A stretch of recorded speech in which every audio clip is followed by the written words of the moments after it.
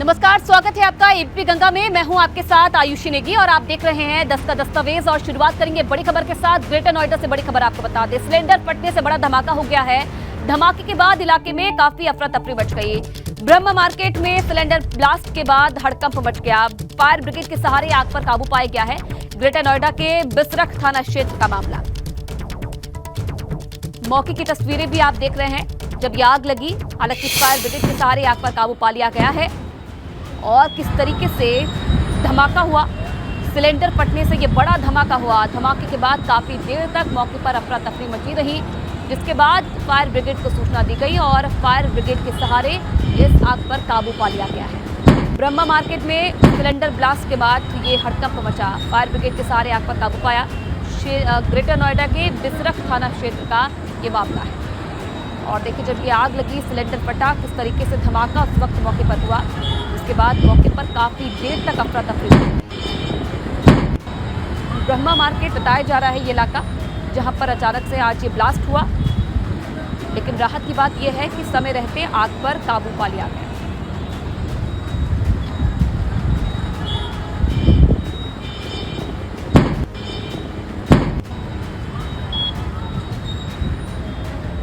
और देखिए किस तरीके से सिलेंडर फटने के बाद मौके पर आग लग गई।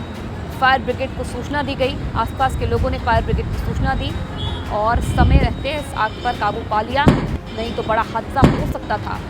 तस्वीरें भी हम आपको दिखा रहे हैं।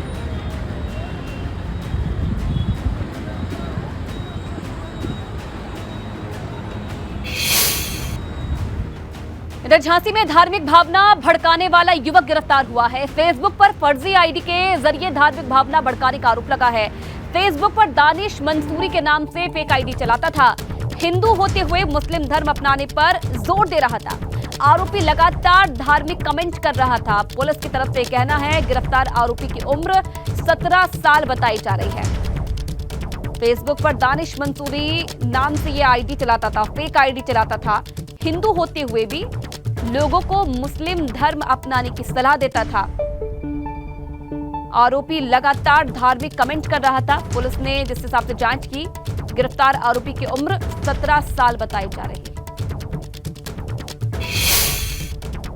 ये जो उसमें धर्म के विरुद्ध जो पोस्ट डाले जा रहे थे, उसमें इस बात का भी जिक्र था कि हिंदू लोग मुस्लिम धर्म को अपना लें। इस तरह की भी पोस्ट उसमें लिखी गई थी और अन्य तरह तरह के कमेंट भी हिंदू धर्म के विरुद्ध किए गए थे, जिसपे एफआईआर पंजीकृत की गई थी और इसको बाल अपचारी जो है इसको पकड़ा गया है। क्या ये ऑनलाइन? और अब खबर बिजनौर से, जहां बेकाबू होकर एक ट्रैक्टर ट्रॉली पलट गई। हादसे में ट्रैक्टर ट्रॉली में सवार 8 मजदूर घायल हो गए हैं। हादसे के बाद मौके पर काफी देर तक अफरा तफरी मची रही। घायलों को इलाज के लिए अस्पताल में भर्ती करवाया गया है। दो की हालत नाजुक बताई जा रही है। कोतवाली देहात थाना क्षेत्र के बरूकी की घटना है। मौके की तस्वीरें भी आप देखिए, किस तरीके से अचानक से ट्रैक्टर ट्रॉली पलट गई, जिसके बाद काफी देर तक अफरा तफरी मची रही। घायलों को हालांकि इलाज के लिए अस्पताल में भर्ती करवाया गया है। और 8 मजदूर जो हैं बताए जा रहे हैं इस हादसे में घायल हो गए हैं। बिजनौर की पूरी घटना, बेकाबू होकर अचानक से ट्रैक्टर ट्रॉली पलट गई, जिसमें 8 मजदूर जो कि घायल बताए जा रहे हैं। और अब बस्ती से खबर, सदर तहसील में लेखपालों की सरेआम गुंडागर्दी। लेखपाल संघ के अध्यक्ष पर शख्स के साथ मारपीट का आरोप लगा है। तहसील परिसर में लेखपालों ने एक शख्स को पीटा। लेखपालों की गुंडागर्दी का वीडियो सोशल मीडिया पर वायरल है। लेखपाल शख्स को पीटते रहे, लोग मूक दर्शक बने रहे। और देखिए किस तरीके से बीच सड़क पर यह हंगामा होता रहा। लेखपालों की सरेआम गुंडागर्दी देखने को मिली। शख्स को पीटते रहे, लेकिन वहां मौजूद लोगों ने किसी ने इन्हें रोकने की कोशिश नहीं की। और बीच सड़क पर काफी देर तक ये तमाशा चलता रहा। लोग मूक दर्शक बने रहे और ये वीडियो अब वायरल हो रहा।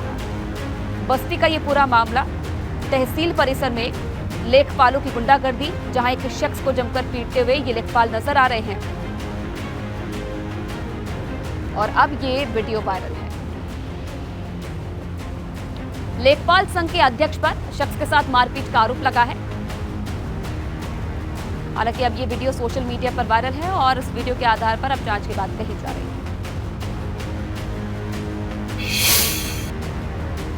अंबेडकर नगर में आपसी विवाद में जमकर मारपीट हुई है। दोनों पक्षों ने एक दूसरे पर जमकर लाठी डंडे चलाए हैं। मारपीट में कई लोग भी घायल बताए जा रहे हैं। पुलिस ने मामले में 8 लोगों पर दर्ज किया केस। मारपीट का वीडियो सोशल मीडिया पर वायरल है। अलालपुर थाना क्षेत्र के डगडगवा बाजार की घटना है। मौके की तस्वीरें भी आप देख रहे हैं, किस तरीके से मारपीट हुई।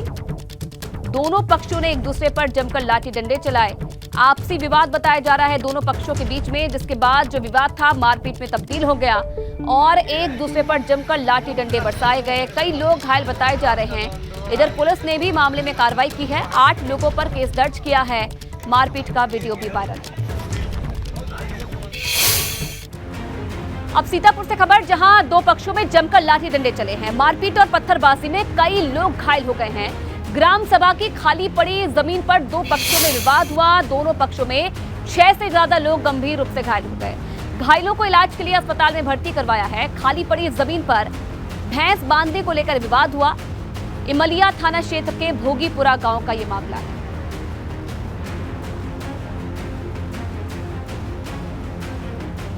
भैंस बांधने को लेकर इन दोनों पक्षों में विवाद होता है और देखते देखते विवाद मारपीट में तब्दील हो गया। दोनों तरफ से जमकर लाठी डंडे चले। तस्वीरें भी आप देख रहे हैं, किस तरीके से दोनों पक्ष एक दूसरे पर बरसते हुए नजर आ रहे हैं।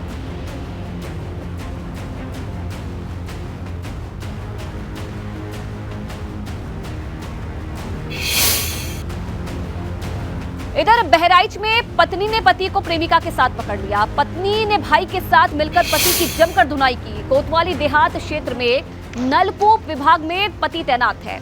जूनियर इंजीनियर रवि मौर्य की पत्नी श्रावस्ती जिले में टीचर है और गर्मी की छुट्टी में पत्नी मायके चली गई थी। इस दौरान पति ने अपनी प्रेमिका को बुला लिया।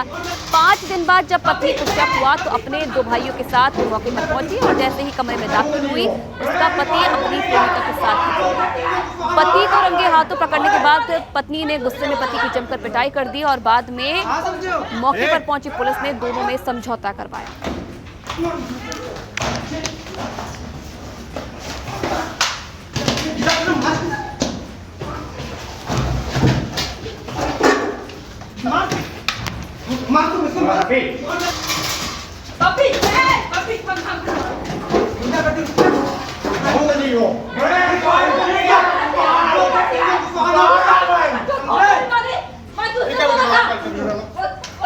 हाँ समझो।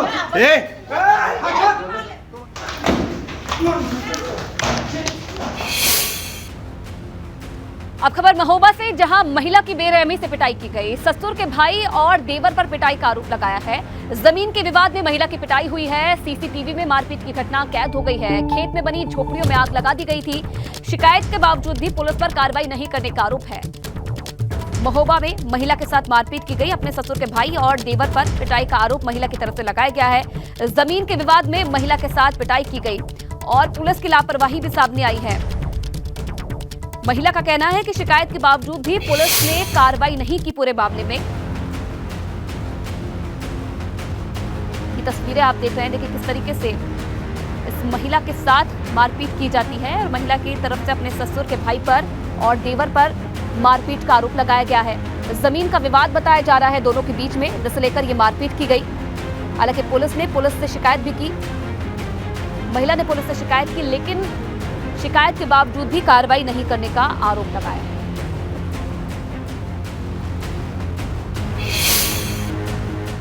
इधर संत कबीरनगर में संदिग्ध परिस्थितियों में अलग अलग जगहों पर 3 लोगों की मौत हो गई। मामले की जानकारी मिलने के बाद पुलिस जांच में जुट गई है। मामला धनघटा थाना क्षेत्र के कटार मिश्र और धनघटा कस्बे का है, जहां 3 लोगों की मौत हो गई।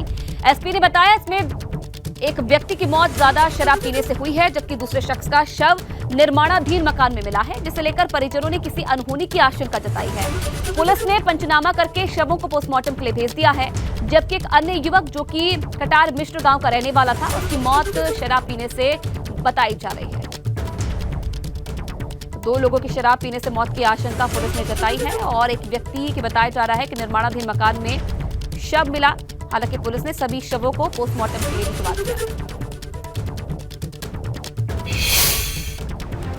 और अब उत्तरकाशी से बड़ी खबर आपको बता दें, पुरोला में कल होने वाली महापंचायत रद्द हो गई है। हिंदू संगठनों ने महापंचायत को अनिश्चित काल के लिए रद्द कर दिया है। उत्तराखंड राज्य आंदोलनकारी परिषद ने ये बैठक बुलाई थी। बजरंग दल और विश्व हिंदू परिषद भी महापंचायत में शामिल होने वाले थे। सभी संगठनों ने मिलकर महापंचायत को स्थगित किया, राज्यपाल परमार का यह कहना है। तो कल पुरोला में ये हिंदू संगठनों की तरफ से महापंचायत बुलाई गई थी, जिसके लिए तमाम तैयारियां भी कर ली गई थी। और अब ये जानकारी मिल रही है कि अनिश्चित काल के लिए इस महापंचायत को रद्द कर दिया गया है। उत्तराखंड राज्य आंदोलनकारी परिषद ने ये बैठक बुलाई। बजरंग दल और विश्व हिंदू परिषद भी महापंचायत में शामिल होने वाले थे, लेकिन अब ये फैसला लिया गया है कि महापंचायत नहीं होगी, महापंचायत को रद्द कर दिया गया है। सभी संगठनों ने मिलकर महापंचायत को स्थगित किया है। ये बड़ी खबर, बड़ा अपडेट पुरोला में कल होने वाली महापंचायत को लेकर हिंदू संगठनों की तरफ से ये महापंचायत बुलाई गई थी, जिसमें तमाम जो हिंदू संगठन हैं वो शामिल होने वाले थे। और ब्यूरो चीफ अजीत सिंह राठी इस खबर पर और ज्यादा जानकारी देंगे। अजीत जी, क्या कारण माने जा रहे हैं जिसकी वजह से इस महापंचायत को रद्द कर दिया गया? आयुषी, देखिए, चूंकि पिछले दिनों 2 दिन पहली बात है जब प्रधान संगठन ने जो एक मेमोरेंडम एसडीएम को दिया था महापंचायत करने का, उसको वापस ले लिया था। उसके वापस लेने के बाद ये आंदोलन थोड़ा सा कमजोर पड़ने लगा था, लेकिन उसके बाद फिर चूंकि जब यहाँ बहुत चौकसी बरती गई और फ्लैग मार्च भी हुआ, भारी फोर्स लगा दी गई, और इसके बाद आज फिर शाम को विश्व हिंदू परिषद और बजरंग दल ने भी अपना आह्वान वापस ले लिया। और कुल मिलाकर बात यह है कि चूंकि एबीपी गंगा की टीम यहीं पर पूरे दिन से यहीं प्रवास कर रही है, लोगों से मिले, एक बड़ी रायशुमारी इस बात को लेकर के पक्ष में आ रही थी कि महापंचायत से माहौल बिगड़ सकता है, सांप्रदायिक तनाव पैदा हो सकता है। तो जो आम लोग थे, व्यापार मंडल था या दूसरे जो नागरिक संगठन थे, वो इस महापंचायत के पक्ष में भी नहीं थे। ये भी हो सकता है कि जो महापंचायत कराने का ऐलान कर रहे थे, उनको ये लगा हो कि उनके पीछे जनमत नहीं खड़ा है, और फिर प्रशासन की शक्ति और धारा 144 लगाकर यहाँ पर 10 से ज्यादा आदमी अगर एकत्र होंगे तो उनके खिलाफ कार्रवाई की जाएगी। तो इस तरह का भी था कि एक रणनीति प्रशासन की और सरकार की तरफ से भी थी कि इतनी शक्ति बरती जाए और फोर्स का यहाँ पर इतना प्रदर्शन कर दिया जाए ताकि आयोजक जो हैं, जो महापंचायत कराना चाहते हैं, तो उनको भी ये समझ में आ जाए कि प्रशासन पूरी तरह से तैयार है। और फिर जो आयोजक थे उनको भली भांति अपनी जमीन पता चल गई थी कि कौन लोग और कितने लोग हमारे साथ आ सकते हैं। और फिर जो जहाँ आंदोलन आप कर रहे हैं, अगर वहाँ का मूल व्यक्ति, वहाँ के लोग जो वहाँ रहते हैं, जो उन सब चीजों से रूबरू होते हैं, अगर वो आपके साथ खड़े नहीं हो रहे हैं, तो ये एक आंदोलन के फेल होने की संभावना भी बनी रहती है। तो तमाम तरह की ये परिस्थितियां जब उत्पन्न हो गई, तो तब शाम को प्रशासन की बातचीत के बाद, हाँ, लेकिन उन्होंने अपनी नाराजगी जरूर जताई है कि अभी हम इसको स्थगित कर रहे हैं, हम इसको कैंसिल नहीं कर रहे हैं, भविष्य में इस महापंचायत को करेंगे। और दूसरी बात, नागवार इन नेताओं को ये बात भी गुजर रही है कि धारा 144 लगाकर शहर की फिजा खराब करने का काम प्रशासन ने किया है, जबकि प्रशासन का दावा है कि धारा 144 यहाँ की व्यवस्था बनाने के लिए ली गई है। अब ये भी एक बात सामने आ रही है कि यदि धारा 144 लागू रहती है तो फिर कल ये बाजार बंद करके अपना प्रोटेस्ट जता सकते हैं। लेकिन जब प्रशासन को इस बात की भनक लगेगी या उससे बातचीत होगी, कोई डायलॉग होगा, तो हो सकता है कल शाम तक धारा 144 वापस भी हो जाए, क्योंकि प्रशासन का मेन फोकस और सरकार का मेन फोकस ये था कि महापंचायत ना हो। धारा 144 इतना बड़ा मुद्दा नहीं है, अगर डिस्ट्रिक्ट एडमिनिस्ट्रेशन को लगेगा तो शाम को वापस भी हो सकती है। लेकिन फिलहाल सारे सर्कमस्टेंसेस आयोजकों के खिलाफ जा रहे थे और जनमत एक खड़ा नहीं हो रहा था, तो इसी वजह से प्रशासनिक शक्ति के चलते ये सब चीजें वापस हो गई। जी, चलिए, बहुत धन्यवाद अजीत जी तमाम जानकारी देने के लिए आपका। तो ये बड़ी खबर मिल रही है, बड़ा अपडेट मिल रहा है कल की महापंचायत को लेकर जो होने वाली थी, जिसे अब रद्द कर दिया गया है। हिंदू संगठनों की तरफ से ये महापंचायत बुलाई गई थी, लेकिन अब ये फैसला लिया गया है, सभी संगठनों ने मिलकर ये फैसला लिया है कि इस महापंचायत को स्थगित किया गया है। हालांकि कल की महापंचायत नहीं होगी, लेकिन आगे आने वाले समय में होगी कि नहीं होगी, इसे लेकर अभी कोई जानकारी साझा नहीं की है, लेकिन ये बड़ा अपडेट इसे लेकर मिल रहा है। और अब सहारनपुर से खबर, दारुल उलूम देवबंद का छात्रों को आदेश, अंग्रेजी और उच्च शिक्षा से दूर रहे छात्र। दारुल उलूम का ये कहना है, आदेश न मानने वाले छात्रों को बाहर निकाला जाएगा। तो ये आदेश दारुल उलूम देवबंद की तरफ से जारी किया गया है। अंग्रेजी और उच्च शिक्षा से दूर रहे छात्र, ये कहना है दारुल उलूम का, और अगर किसी छात्र ने आदेश नहीं माना तो उसे बाहर निकाला जाएगा। और मुकेश इस खबर पर और ज्यादा जानकारी देंगे। मुकेश, ये अजीबोगरीब आदेश जो कि जारी किया गया है, क्यों जारी किया गया है, क्या वजह बताई जा रही है इसके पीछे? दारुल उलूम का जो शिक्षा विभाग है, उसने जो दीनी तालीम हासिल कर रहे हैं छात्र, उनको लेकर के दिया है। उनका कहना है कि जब दीनी तालीम आप हासिल कर रहे हैं तो आप अंग्रेजी को या किसी और अन्य भाषा का या आधुनिक भाषा का कोई भी आप जो है अध्ययन नहीं करेंगे, इससे जो है दीनी तालीम में दिक्कत पैदा होती है। इसको लेकर के उन्होंने जो है छात्रों को निर्देश दिया है। साथ में एक और भी आदेश उन्होंने दिया है कि जो छात्र आते हैं, अटेंडेंस देते हैं और यहाँ से फिर जा करके अन्य जगह पर कोचिंग करते हैं, उनके लिए खास तौर पर ये कहा गया है कि वो आएँ और अपना यहाँ पर अध्ययन करें। इस तरह से अगर छोड़ के जाएंगे तो उनका यहाँ से निष्कासन कर दिया जाएगा। जी ठीक है, चलिए बहुत धन्यवाद मुकेश तमाम जानकारी देने के लिए आपका। तो दारुल उलूम देवबंद की तरफ से ये बड़ा आदेश जारी किया गया है छात्रों के लिए, अंग्रेजी और उच्च शिक्षा से दूर रहें और अगर आदेश नहीं माना तो बाहर निकाल दिया जाएगा। तो सीएम योगी आदित्यनाथ अयोध्या के दौरे पर हैं, जहां सबसे पहले पहुंचकर उन्होंने हनुमानगढ़ी में पूजा की। इसके बाद मुख्यमंत्री रामलला के दरबार में पहुंचे और दर्शन किया। इस दौरान सीएम योगी ने भगवान की आरती की। यहां पूजन दर्शन के बाद सीएम कमिश्नर सभागार पहुंचे, जहां उन्होंने अयोध्या में चल रही विकास परियोजनाओं की समीक्षा की और अधिकारियों को कई निर्देश दिए। इस दौरान मुख्यमंत्री अयोध्या में बन रहे भव्य राम मंदिर के निर्माण कार्य का जायजा भी लेने पहुंचे। आपको बता दें कि मुख्यमंत्री योगी आदित्यनाथ आज अयोध्या में ही रात्रि विश्राम कर रहे हैं।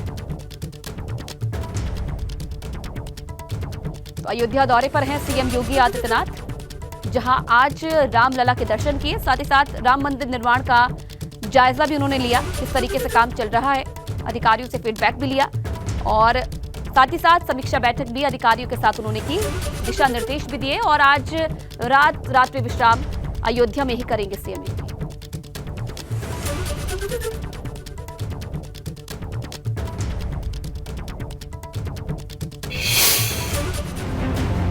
और इसी खबर के साथ 10 का दस्तावेज में फिलहाल इतना ही। तमाम खबरों के लिए बने रहिए एबीपी गंगा के साथ।